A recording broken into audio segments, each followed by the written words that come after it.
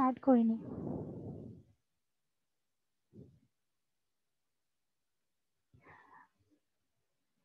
তোমরা কি screen share দেখতে পাচ্ছ?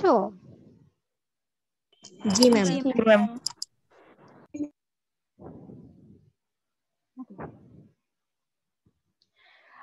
আমরা জানি, সবাই জানি মোটামুটি যে চাহিদা রেখাটা কি, তাই না? আর ব্যক্তিগত চাহিদা রেখা হচ্ছে যে কোনো একজন ব্যক্তির ক্ষেত্রে যে চাহিদা কাজ করে সেটা হচ্ছে ব্যক্তিগত চাহিদা রেখা। ব্যক্তিগত, আমরা চাহিদা রেখা কি সেটা তো শিখেছি, তাই না? চাহিদা কি শিখেছি না? জি জি ম্যাম। ম্যাম। ওকে, এখন ব্যক্তিগত চাহিদা কি? ব্যক্তিগত চাহিদা হচ্ছে একটা নির্দিষ্ট সময়ে একজন ক্রেতা কোনো একটা দ্রব্যের কোনো নির্দিষ্ট দামের প্রেক্ষিতে বা কোন বিভিন্ন দামের প্রেক্ষিতে যে পরিমাণ দ্রব্য ক্রয় করে থাকে বা ক্রয় করতে ইচ্ছুক, সেটাকে বলা হয় ব্যক্তিগত চাহিদা। অর্থাৎ ধরো তুমি একজন ইন্ডিভিজুয়াল, প্রত্যেকটা স্টুডেন্ট, এখানে অনেকগুলো স্টুডেন্ট আছে, সবাই এক একজন ইন্ডিভিজুয়াল, এক একজন ব্যক্তি। আমি একজন ব্যক্তি, আমার ক্ষেত্রে ধরো কোনো একটা পার্টিকুলার দ্রব্যের ক্ষেত্রে আমার একটা চাহিদা আছে। ওই দ্রব্যের যে দাম, বিভিন্ন দাম কমলে আমার কিরকম চাহিদা হবে, ওই দ্রব্যের দামটা বেড়ে গেলে আমার কাছে কিরকম চাহিদা হবে, অর্থাৎ ওই দ্রব্যের প্রতি আমার একটা চাহিদা আছে। তেমনি এখানে যতজন স্টুডেন্ট আছে সবার প্রত্যেকের ওই দ্রব্যের বিভিন্ন রকম চাহিদা আছে। ওই দ্রব্যের দাম বেড়ে গেলে এক এক রকম চাহিদা হবে, একটু কমে গেলে আরেক রকম চাহিদা হবে। অর্থাৎ প্রত্যেকটা মানুষেরই বিভিন্ন দামের ক্ষেত্রে ওই দ্রব্যের প্রতি বিভিন্ন চাহিদা আছে। এটা হচ্ছে ব্যক্তিগত পর্যায়ের চাহিদা। এখন আমরা শিখবো আজকে যে বাজার চাহিদা কি।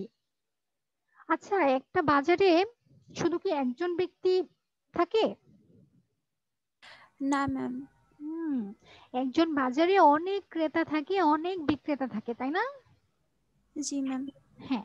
এখন আমরা যদি বাজার চাহিদা নির্ণয় করতে চাই, তাহলে বাজারে যতজন ক্রেতা আছে, বাজারে তো শুধু একজন ক্রেতা থাকে না, বাজারে অনেক ক্রেতা যায় যারা তাদের প্রয়োজনীয় বিভিন্ন জিনিসপত্র ক্রয় করে।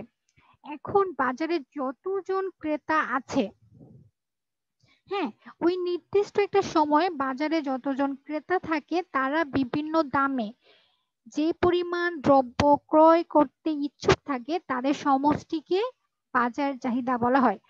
অর্থাৎ ধরো তুমি বাজারে যতজন ক্রেতা আছে, ওই ক্রেতা একটা দ্রব্য, ধরো আম কিনলো, হ্যাঁ, ওই আম আমের প্রাইস ওঠানামা, মানে প্রাইস ওঠানামা করছে, কখনো বাড়ছে কখনো নামছে।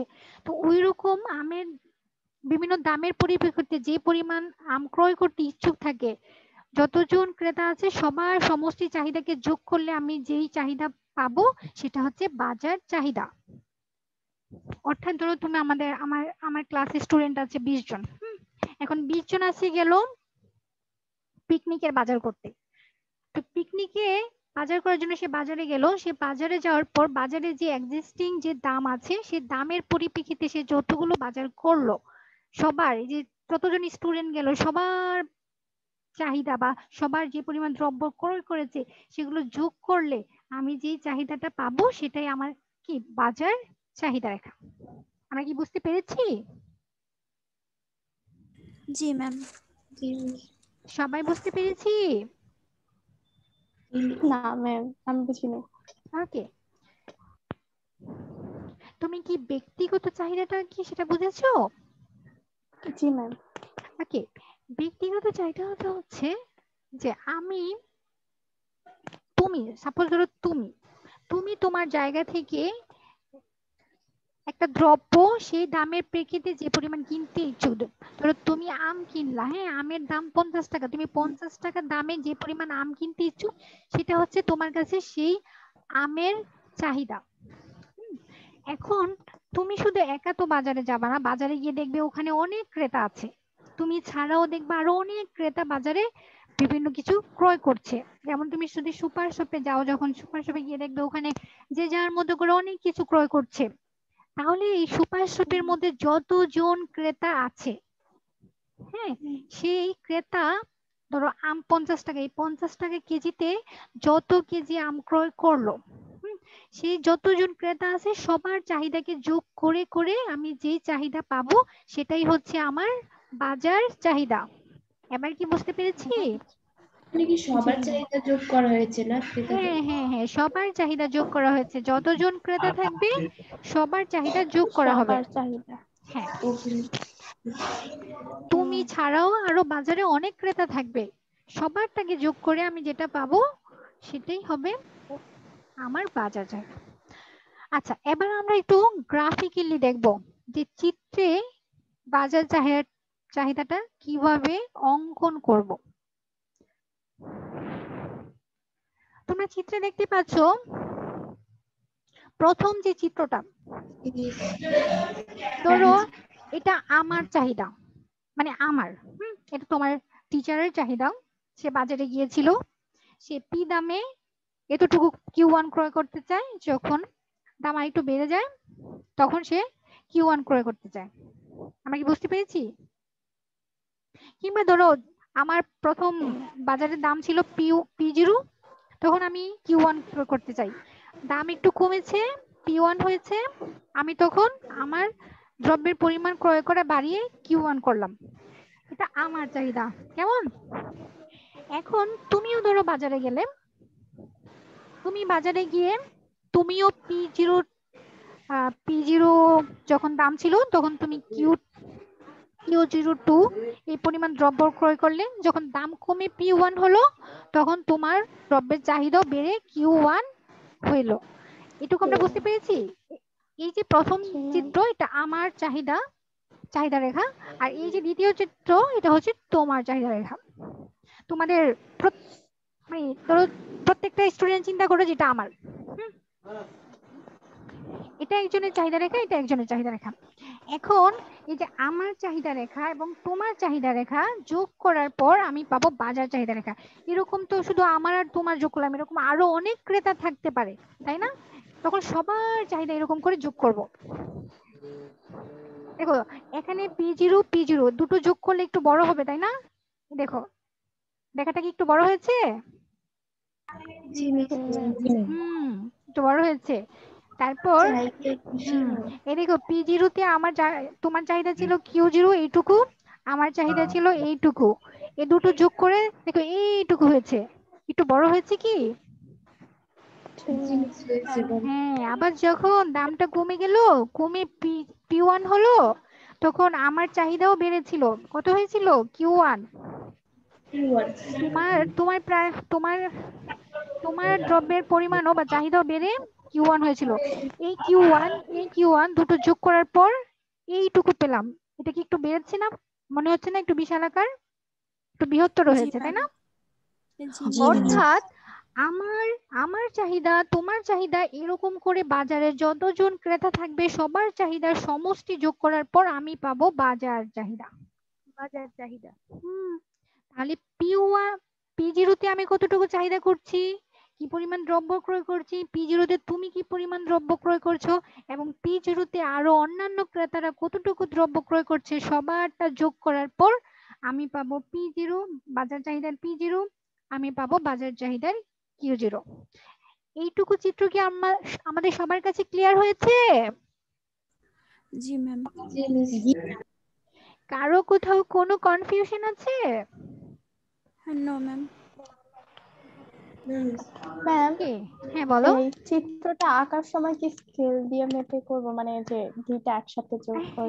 হ্যাঁ, এটা জাস্ট আমি তোমাদেরকে একটুখানি ধারণা দিয়েছি, আমি তোমাদের বই থেকেও পড়াবো, তোমরা তো বই সবাই ওপেন করো, আমি তোমাদের বই থেকেও দেখিয়ে দিচ্ছি, এটা জাস্ট তোমাদেরকে প্রাথমিক একটা ধারণা দিলাম। 78 পেজ বের করো তোমাদের বই। আমি করেছি। ওকে, দেখো ওখানে বাজার চাহিদা সূচি, পেজের মিডলে দেখো বাজার চাহিদা সূচি। জি ম্যাম, আছে। সবাই পেয়েছো কি? জি ম্যাম, পেয়েছি। ওকে, জি ম্যাম। আচ্ছা দেখো এখানে দাম, প্রথমেই আমাদের যে সূচিটা আছে, সূচির প্রথম দিকে আছে একক প্রতি দাম, তারপরে দেখো লেখা আছে প্রথম ক্রেতার চাহিদা, দ্বিতীয় ক্রেতার চাহিদা, আমরা দ্বিতীয় কলামে দেখতে পাচ্ছি দ্বিতীয় ক্রেতার চাহিদা। আমাদের যে তৃতীয় কলাম সেখানে আমরা দেখতে পাচ্ছি তৃতীয় ক্রেতার চাহিদা। দেখেছি কি? জি ম্যাম জি দেখেছি। ম্যাম। এবং লাস্ট কলামে দেখো লেখা আছে বাজার চাহিদা। বাজার চাহিদায় কি করেছে দেখো তো, QD1, QD2 এবং QD3 তিনটাকে যোগ করেছে। অর্থাৎ প্রথম ক্রেতার চাহিদা, দ্বিতীয় ক্রেতার চাহিদা এবং তৃতীয় ক্রেতার চাহিদা তিনটাকে যোগ করেছে। সেখানে কি কোথায় তো দেয়নি। আচ্ছা, আমরা তাহলে এই শিরোনামটা কি ক্লিয়ার হয়েছি? প্রথম সারিতে যে শিরোনামটা দেওয়া হয়েছে ওটা কিভাবে ক্যালকুলেশন করা হবে এটুকু ক্লিয়ার হয়েছি? জি ম্যাম। ওকে, এখানে তিনজন ক্রেতাকে ধরা হয়েছে। এখানে কিন্তু একটা বাজারে অনেক ক্রেতা থাকে, আমরা তখন যতজন ক্রেতা থাকবে সবার চাহিদাটাকে যোগ করব। কিন্তু বইয়ের মধ্যে যেহেতু এটা তোমার সিম্পলিসিটির জন্য, স্টুডেন্টদেরকে একটু সহজে বোঝানোর জন্য এখানে মাত্র তিনজন ক্রেতাকে ধরা হয়েছে। তুমি চাইলে শুধু দুজন ক্রেতা দিয়েও বোঝাতে পারো। কিন্তু যখন আমরা বাজার মানে অরিজিনালি বাস্তবে যখন বাজার চাহিদা আমরা নির্ণয় করে থাকি তখন কিন্তু বাজারে যতজন ক্রেতা থাকে সবার চাহিদাটাকেই যোগ করতে হয়। আচ্ছা, আমরা খেয়াল করি দামের দামের এখানে দেখো প্রথমে আমার দাম হচ্ছে 5 টাকা।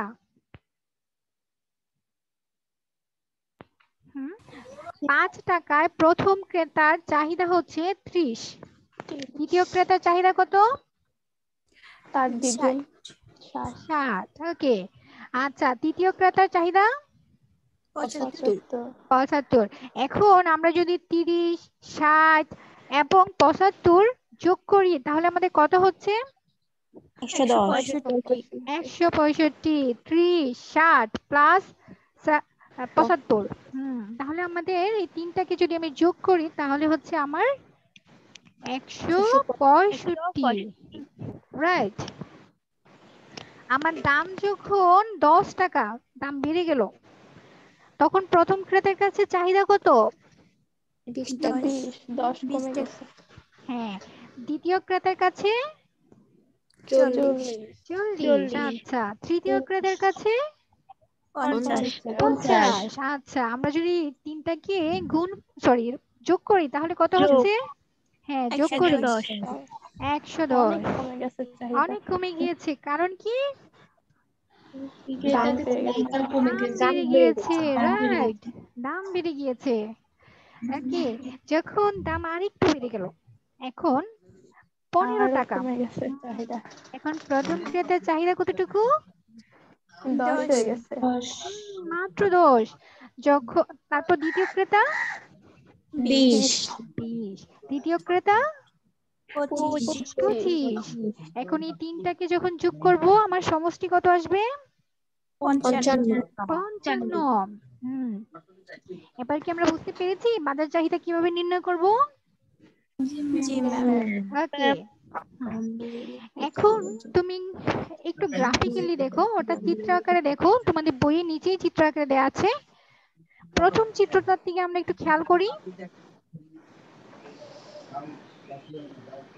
দেখো 5 টাকা, যখন 5 টাকা ছিল প্রথম ব্যক্তির কাছে চাহিদা ছিল 30 একক, তাই না? জি ম্যাম। দাম বেড়ে আরেকটু যখন 10 টাকা দাম হয়েছে তখন চাহিদা কমে কতটুকু 20 হয়েছিল? টাকা। 20 টাকা হয়েছিল। যখন দাম আরো বেড়ে 15 হয়েছে তখন 10 টাকা। তাহলে প্রথম যে চাহিদা রেখাটা সেটা হচ্ছে প্রথম ব্যক্তির চাহিদা, তাই না? ওকে, তারপর আমরা যে সূচিতে দেখেছিলাম দ্বিতীয় ব্যক্তির চাহিদা। দ্বিতীয় ব্যক্তির চাহিদাটা লিখবো আমরা ভূমি অক্ষে, আর দামটা তো এখানে সবার ক্ষেত্রেই সমান, তাই না?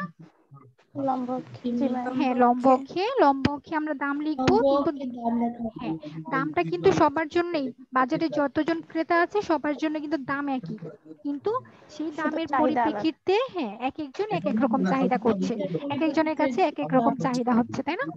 ওকে, তাহলে আমার সেক্ষেত্রে ওই একই রকম আমার দামটা সেম রয়ে গেল 5 টাকায়। দ্বিতীয় ব্যক্তি চাহিদা করতেছে কত? 5 টাকায় 30। 10 টাকা। 5 টাকায় 60। ষাট, রাইট। হ্যাঁ, 60। তাহলে 10 টাকায় কত করতেছে? 40 40। আর 15 টাকা দ্বিতীয় ব্যক্তির চাহিদা কত? 20 টাকা 20 টাকা। আচ্ছা, তাহলে আমরা দ্বিতীয় ব্যক্তির চাহিদা রেখে পেয়ে গেছি। জি ম্যাম। ওকে, তৃতীয় ব্যক্তির ক্ষেত্রে আমরা কি করব? দামটা তো সেমই আছে। দ্বিতীয় ব্যক্তির চাহিদা ম্যাম সূচিকে আমরা, শব্দ আসছে, মিউট করতে বলেন। হ্যাঁ, কেউ একজন আনমিউট করেছো। ওকে ওকে, আমরা মিউট রাখি কেমন? যখন আমরা কথা বলবো, ক্লাসে রেসপন্স করব, তখন শুধু আনমিউট করব, কেমন? ওকে ওকে, তাহলে আমরা তৃতীয় ব্যক্তির চাহিদাটা দেখি। জি ম্যাম। ওকে, আমাদের দাম এখানে সেম রয়ে গেল। আমাদের 5 টাকা তৃতীয় ব্যক্তির চাহিদা কতটুকু ছিল? 75 10 টাকায় 50 50 আর যখন 15 টাকা হলো 25 তখন 25, রাইট। তাহলে আমরা প্রথম ব্যক্তি, দ্বিতীয় ব্যক্তি, তৃতীয় ব্যক্তির চাহিদা রেখে পেয়ে গেলাম। এবার আমাদের বাজার চাহিদা। আমাদের বাজার চাহিদার ক্ষেত্রে দাম সেম। আমরা অর্থাৎ লম্ব অক্ষে আমরা যে দাম লিখবো, সেখানেও আমরা লিখবো 5 টাকা, 10 টাকা, 15 টাকা, অর্থাৎ দাম সেম। কিন্তু চাহিদার ক্ষেত্রে দেখো কি হচ্ছে। 5 টাকায় বাজার চাহিদা কত ছিল? শুধু চার জায়গায় তিনজন একটা ছোট করে 65 করে 100, হ্যাঁ। 65 আর আর 10 টাকায় বাজার চাহিদা কত হয়েছিল? 110 110 আচ্ছা, 15 টাকায় 55 55, গুড। এখানে বাজার চাহিদা বুঝতে কি কারো কোথাও কোনো প্রবলেম আছে? না ম্যাম। না ম্যাম। ডিয়ার স্টুডেন্ট, তোমাদের সবার কাছে কি বিষয়টা ক্লিয়ার? জি ম্যাম। আচ্ছা, তাহলে আমরা সবাই বাজার চাহিদা কি সেটা বুঝতে পেরেছি, এবং বাজার চাহিদা আমরা এখন থেকে অঙ্কন করতে পারবো তো? জি ম্যাম। ম্যাম। ইনশাআল্লাহ। ইনশাআল্লাহ আমরা পারবো। ওকে, আমরা এখন আরেকটা নতুন টপিক শিখব।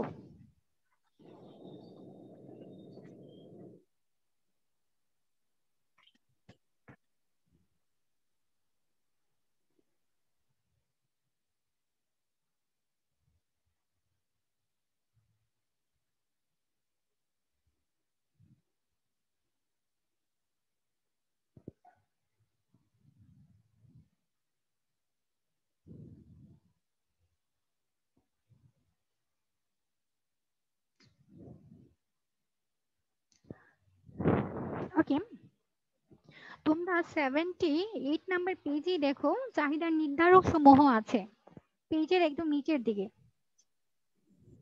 জি ম্যাম, দেখতে পেয়েছি। জি ম্যাম পেয়েছি। ওকে, আমরা চাহিদা কি সেটা জানি, চাহিদা বিধি কি সেটাও জানি। এখন চাহিদা বিধি ব্যতিক্রমগুলো শিখেছি, চাহিদা বিধির সূচি থেকে কিভাবে ড্র করতে হয় সেটাও শিখেছিলাম। এখন আমরা আজকে দেখবো চাহিদাটা আসলে কোন কোন বিষয়ের উপর নির্ভর করে। এই যে আমরা বলছি যে আমার কাছে এই দ্রব্যের চাহিদা এত বা এরকম আমরা বলছি, তো এখন আমরা দেখবো আসলে আমার চাহিদা বা প্রত্যেকটা মানুষের চাহিদা কোন কোন বিষয়গুলোর উপর নির্ভর করে। তোমরা বইয়ে দেখো একটা সমীকরণ আছে, সমীকরণ বলতে চাহিদা অপেক্ষক আছে, এরকম আছে QX ইকুয়াল টু F হচ্ছে ফাংশন। দেখতে পাচ্ছ কি তোমাদের এরকম একটা ইকুয়েশন আছে? Bracket 3x। জি ম্যাম। রাইট। আচ্ছা, কিউ হচ্ছে কোয়ান্টিটি অফ এক্স। এক্স হচ্ছে এখানে আমার দ্রব্য, যে দ্রব্যটা আমি ক্রয় করব। যদি আমি পটেটো ক্রয় করি তাহলে আমার এক্স হচ্ছে পটেটো, অর্থাৎ এটা হচ্ছে দ্রব্য। কিউ হচ্ছে ওই দ্রব্যের চাহিদা বা কি পরিমাণ আমি ওই দ্রব্যটা ক্রয় করলাম, তার মানে এটা হচ্ছে আমার চাহিদা। চাহিদা ইকুয়াল টু কি? এফ হচ্ছে ফাংশন, ফাংশন মানে হচ্ছে অপেক্ষক। এই অপেক্ষক বলতে অর্থাৎ এই কোন কোন বিষয়ের উপর আমার এই চাহিদাটা নির্ভর করছে। এখন আমরা দেখবো যে কোন কোন বিষয়ের উপর নির্ভর করছে। পি কি বলতো? কেউ কি অনুমান করতে পারছো পি দিয়ে কি দ্রব্যের বোঝাচ্ছে? দাম। রাইট, দ্রব্যের দাম। দ্রব্যের দাম অর্থাৎ প্রাইস। পি দিয়ে হচ্ছে প্রাইস, এক্স হচ্ছে আমার দ্রব্য। টি হচ্ছে এখানে কি? টি হচ্ছে টি হচ্ছে সময় time, অর্থাৎ টাইম, রাইট। আই, আই কি? আয়, অর্থ, আই, আয়। Income, income, yes. আর আরটা বুঝিয়ে দিচ্ছি, আরটা হচ্ছে রিলেটেড গুডস, অর্থাৎ তোমার সম্পর্কিত যে দ্রব্যগুলো আছে, সম্পর্কিত দ্রব্য বলতে পরিবর্তক বা পরিপূরক বা বিকল্প যে দ্রব্যগুলো আছে সেগুলোকে আমরা বলতেছি সম্পর্কিত দ্রব্য অর্থাৎ রিলেটেড গুডস। তো এই ক্ষেত্রে আরটা হচ্ছে আমার কি? বিকল্প দ্রব্যগুলো বা সম্পর্কিত অন্যান্য যে দ্রব্যগুলো আছে, যেমন পরিবর্তক, সম্পর্কিত দ্রব্যের দাম। হ্যাঁ পরিবর্তক বা পরিপূরক যে দ্রব্যগুলো আছে সেগুলোর দাম। ওকে, বাজারে ক্রেতার সংখ্যা, হ্যাঁ অর্থাৎ নাম্বার অফ কনজিউমার্স, অর্থাৎ তুমি বাজারে যতজন ক্রেতা আছে। টি হচ্ছে টেস্ট, অর্থাৎ তোমার রুচি। রুচি, প্রত্যেকটা ক্রেতার নিজস্ব কিছু অভ্যাস এবং রুচি থাকে। এখানে টি হচ্ছে আমার টেস্ট। এখানে এর আগে প্রথমে আছে ক্যাপিটাল টি, ক্যাপিটাল টি দিয়ে টাই, স্মল লেটারের টি দিয়ে হচ্ছে টেস্ট, টেস্ট অথবা রুচি। ক্যাপিটাল এ অ্যাডভার্টাইজমেন্ট অথবা বিজ্ঞাপন, ইয়েস বিজ্ঞাপন অথবা জি, জি দিয়ে হচ্ছে গভর্নমেন্টস রোল, অর্থাৎ সরকারের যে ভূমিকা সেটাকে জি দ্বারা প্রকাশ করা হচ্ছে, অর্থাৎ এখানে গভর্নমেন্টকে ইনক্লুড করা হয়েছে। গভর্নমেন্টের অনেক রুল থাকে তাই না, আমরা সামনে আরো এটা ডিটেলস পড়বো, তোমরা দেখতে পাবে যে সরকারের কি কি ভূমিকা থাকে এক্ষেত্রে। আচ্ছা, আরেকটা হচ্ছে আই এবং স্মল টি, অর্থাৎ ইন্টারন্যাশনাল ট্রেড, ইন্টারন্যাশনাল ট্রেড আন্তর্জাতিক বাণিজ্য। এই বিষয়গুলোর উপর আমার চাহিদা নির্ভর করে। আমরা এখন প্রত্যেকটা পয়েন্টে একটু ডিটেলস পড়বো, একটু দেখবো কোন কোন বিষয়ের উপর ডিপেন্ড করছে। প্রথমেই হচ্ছে প্রাইস, অর্থাৎ যে দ্রব্যটা ক্রয় করব সে দ্রব্যের নিজস্ব দাম। আমরা প্রথমে চাহিদা বিধিতে পড়েছিলাম যে কোনো দ্রব্যের দাম বেড়ে গেলে সেটার চাহিদা কমে যায়, বা চাহিদা কমে গেলে দ্রব্যের দাম বেড়ে যায়, অন্যান্য অবস্থা অপরিবর্তিত থাকে। এই ছিল, অর্থাৎ দ্রব্যের নিজস্ব দাম যদি বেড়ে যায় আমার চাহিদা সেক্ষেত্রে একটা বিপরীতমুখী আচরণ করে। আমরা এরকম একটা গ্রাফিক্যালি দেখেছিলাম যে দ্রব্যের দাম বেড়ে গেলে আমার কি ধরনের চাহিদা হচ্ছে, রাইট, বা দ্রব্যের দাম কমে গেলে সেক্ষেত্রে আমার চাহিদা কি হচ্ছে, অর্থাৎ চাহিদা নিম্নগামী হচ্ছে। দামের সাথে সাথে দ্রব্যের চাহিদার যে রেসপন্স সেটা আসলে বিপরীতমুখী। দ্রব্যের দাম যখন P2 থেকে P1 হচ্ছে সেক্ষেত্রে আমার দ্রব্যের চাহিদাও Q2 থেকে Q1 হচ্ছে। এটা বিপরীতমুখী সম্পর্ক চাহিদার। আমরা ব্যক্তিগত চাহিদার ক্ষেত্রে একটু আগে এরকম একটা চিত্র দেখিয়ে এসেছি, তাই না? জি ম্যাম। ওকে, দ্বিতীয় নাম্বারে যে বিষয়টা আছে সেটা হচ্ছে সময়। সময়টা কিভাবে প্রভাব ফেলতেছে? যেমন ধরো সব সময় সব দ্রব্যের চাহিদা থাকে না। উইন্টার সিজনে অর্থাৎ শীতকালে আমাদের শীতের যে ড্রেসগুলো আছে সেগুলোর খুব চাহিদা থাকে, শীতের কাপড়ের খুব চাহিদা থাকে। কিন্তু যখন সামার সিজন তখন কি শীতের কাপড়ের কোনো চাহিদা থাকবে? No ma'am. থাকবে না। অর্থাৎ আমরা দেখছি যে সিজন অর্থাৎ সময়ের সাথে সাথে আমার চাহিদাটাও পরিবর্তন হচ্ছে। তাহলে সময়টাও চাহিদার ক্ষেত্রে প্রভাব ফেলছে,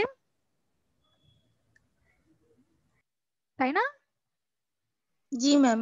ওকে, 3 নম্বরে আছে আয়।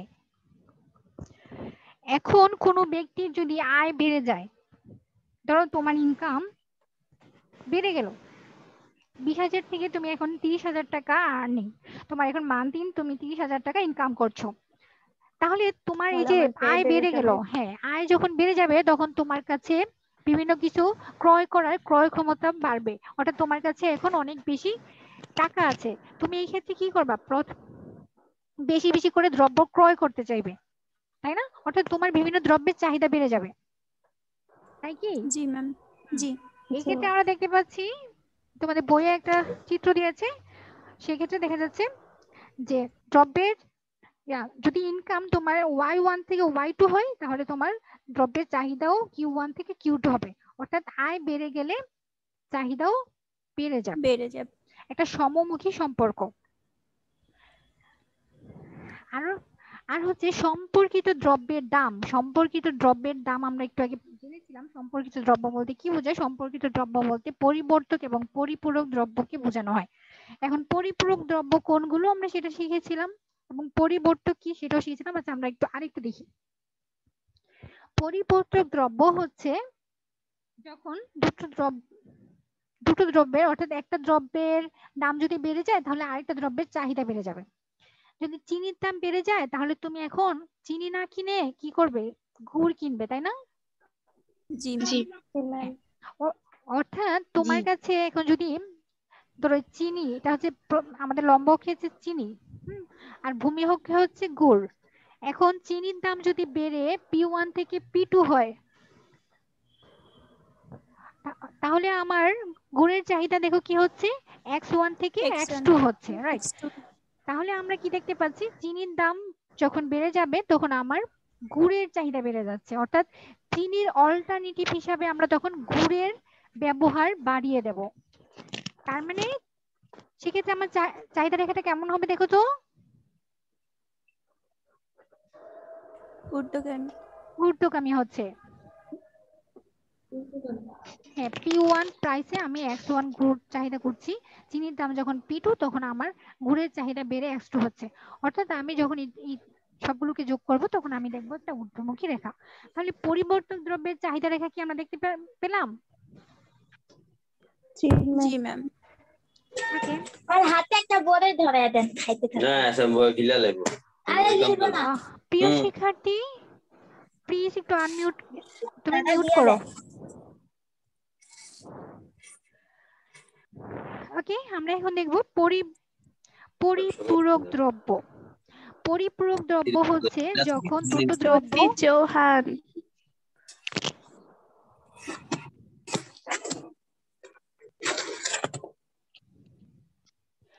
আচ্ছা, পরিপূরক দ্রব্যের ক্ষেত্রে আমরা দেখেছি যখন দুটো দ্রব্য একসাথে ইউজ করা হয়, অর্থাৎ একটা আরেকটার পরিপূরক হিসাবে। যেমন আমরা চায়ের সাথে নরমালি চিনি ইউজ করে থাকি, তো এখন কোনো কারণে যদি চিনির দাম বেড়ে যায় তাহলে সেক্ষেত্রে আমার একটা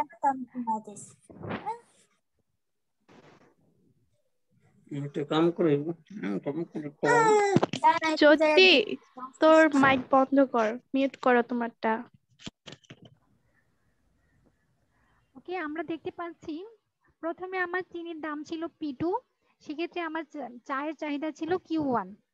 এখন চিনির দাম কমে গেল, আমি বাজারে গিয়ে দেখলাম এখন চিনির দাম কমেছে, তখন আমি আরো বেশি করে ভাববো যে আচ্ছা ঠিক আছে, চিনি যেহেতু কমেছে আমি চিনিও বেশি করে কিনে নিয়ে যাই, প্লাস হচ্ছে চিনির সাথে তো আমি চা খাবো, আমি চাটাও বেশি করে কিনে নিয়ে যাই।